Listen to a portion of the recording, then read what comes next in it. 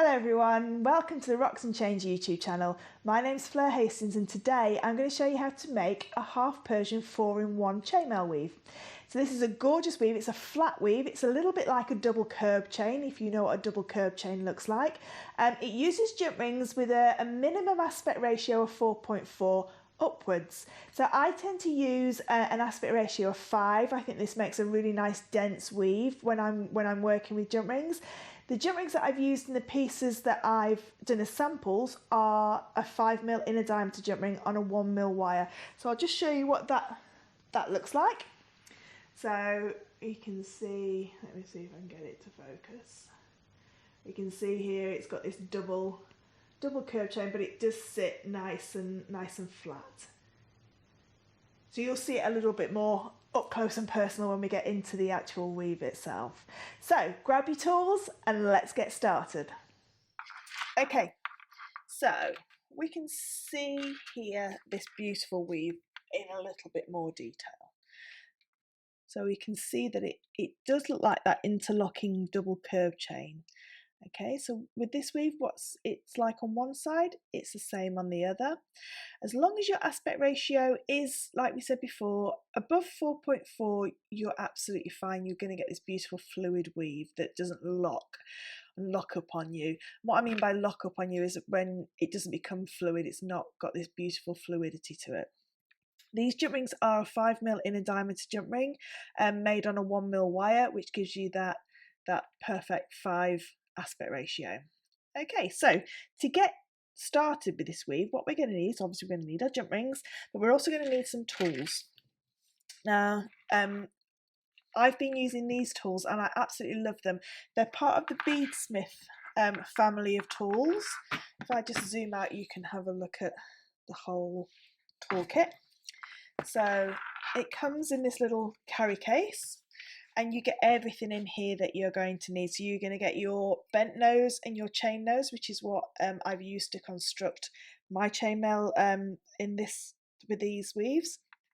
You're going to get your flat nose, your round nose, some knotting tweezers, some split ring tweezers, your nylon pliers and some side cutters. So it's a really great little kit, and they're really good for chainmail as well because they are very fine nose. So you can see there it goes to a really nice fine point on both of those flat nose pliers. But whichever flat nose or chain nose, bent nose pliers you want to use is absolutely fine as long as they're smooth on the inside and they're not round nose pliers. So I'm going to make this weave in my large demo jump rings, just so you can see it a lot easier. Okay, before we start, I'm going to zoom back in just so you can really see how this weave is constructed. Now I'm right-handed, so the first part of this weave I'm going to show you right-handed, and at the end I'm just going to quickly go through how you would construct this weave if you're left-handed. So it's called Half Persian 4-in-1, which means one jump ring holds 4 in place, apart from the very first jump ring and the very last jump ring, they just hold 3. So this is my very first jump ring, and I'm going to add on 3 closed jump rings, okay, and close. Now the beauty of this weave is half of your jump rings are open and half of your jump rings are closed. So if you go ahead and just pre-close all of your jump rings, it's going to be a lot faster for you to actually make this weave.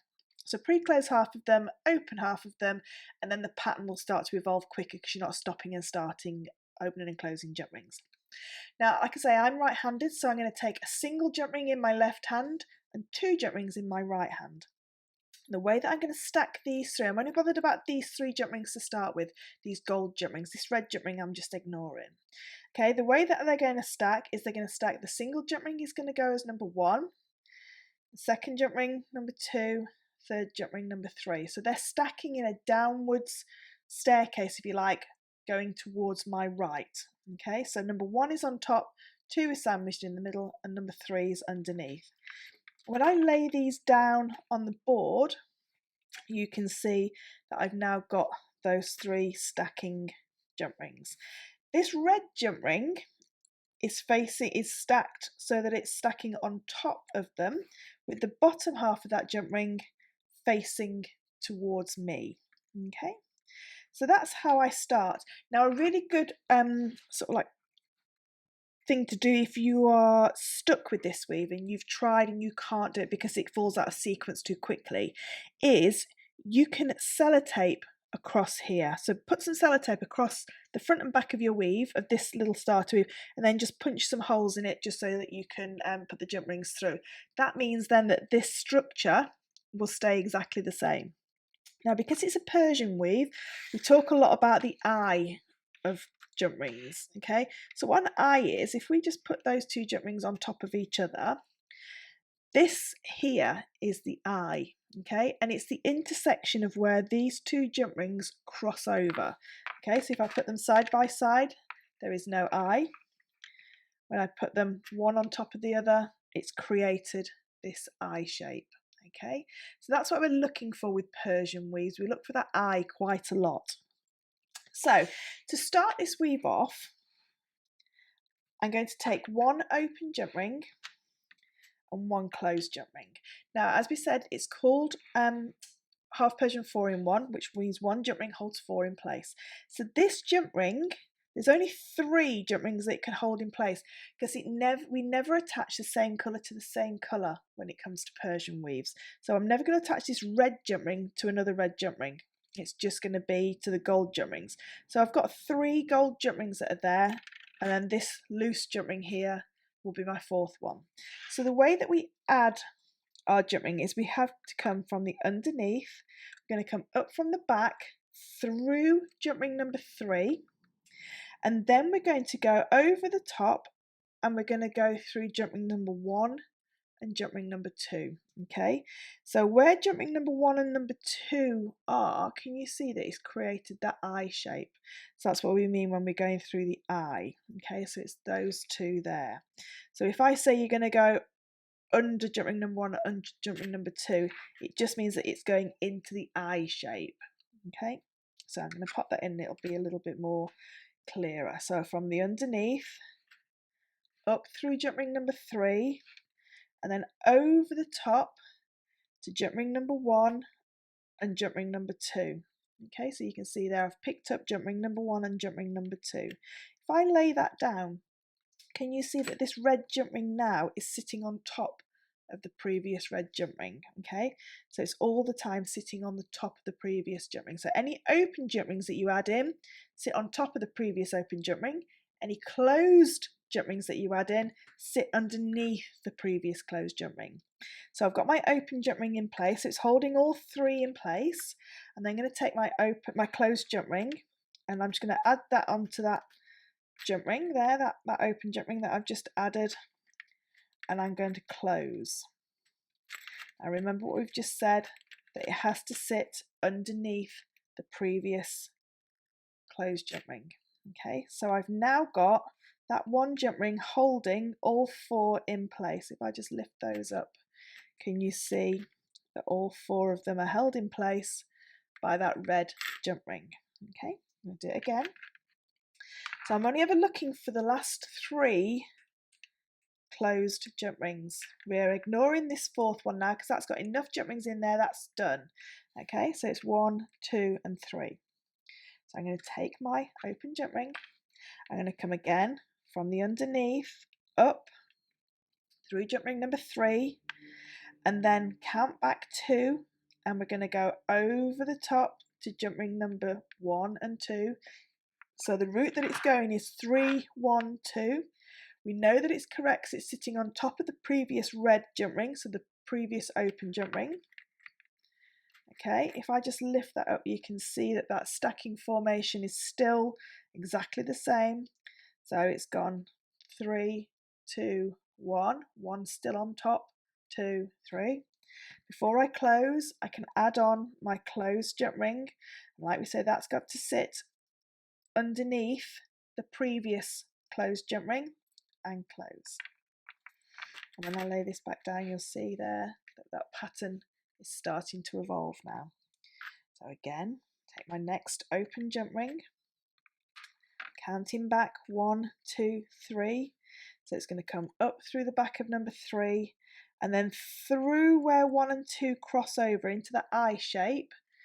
But if you can't see that eye shape because it's too densely populated with jump rings, just think about picking up jump ring 1 and 2 there. Okay, now see if I can do this from the side so you can see how it adds in. Okay, so I'm going to take my open jump ring from the back through jump ring number 3, twist the wrist and through jump rings number 1 and 2.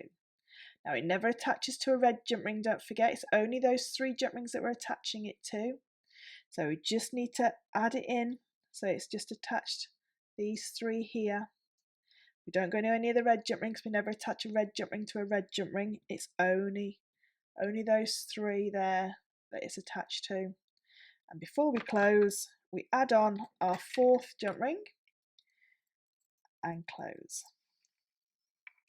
So we've now then got, we move down, we look at our last 3 jump rings again.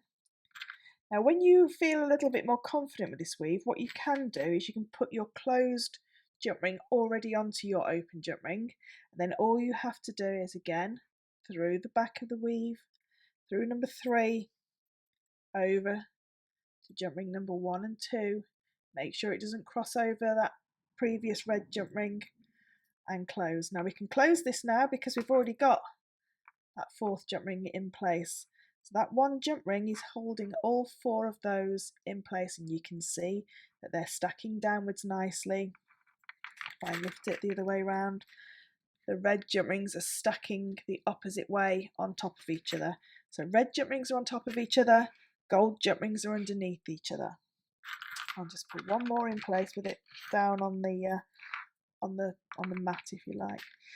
So up through jump ring number 3, across and pick up jump rings number 1 and 2. I've already put my loose jump ring on there, so I don't have to worry about that, and close. Okay, now to finish this weave off, like we said when we started, 1 jump ring only held 3 in place to start with. To finish this weave off, 1 jump ring again only holds 3 in place. So the 3 are already there. It's these last 3 gold jump rings, so it's exactly the same. Underneath, from the bottom to the top, up through that 3rd jump ring, across to jump ring 1 and 2, and close. We don't put a loose one on because we want to close this weave off. So we've now got both jump rings attached into there. Okay, so that's your weave completed. Now if you are left-handed, like I say, that's right-handed, so that's going from left to right. If you are left-handed, what you need to do is, when you attach your 3 closed jump rings to your open jump ring, you put your single jump ring in your right hand and your 2 jump rings in your left hand, and you stack them exactly the same but going down towards the left. Okay, and then when you want to put an open jump ring in, if I just lay that down and just get an open jump ring and a closed jump ring. So this way you're going to come through, under, over the top, pick them up, and then before you close, add in your closed jump ring, and there you've got your jump ring weave going the opposite way. So if you're left-handed, still up through the back, up through number 3, across to 1 and 2, and before you close, pop on your closed jump ring and close. So you can see it's exactly the same weave, whichever way you do it, whichever you're left-handed or right-handed, it's all to do with the way that they are stacked. So I hope you've enjoyed this short tutorial. If you have enjoyed it, I'd love it if you give it a thumbs up. If you haven't enjoyed it, give it a thumbs down. If you'd like to leave me a comment, that's wonderful as well. And I'd love it if you could subscribe to the channel. But until next time, I'll see you soon.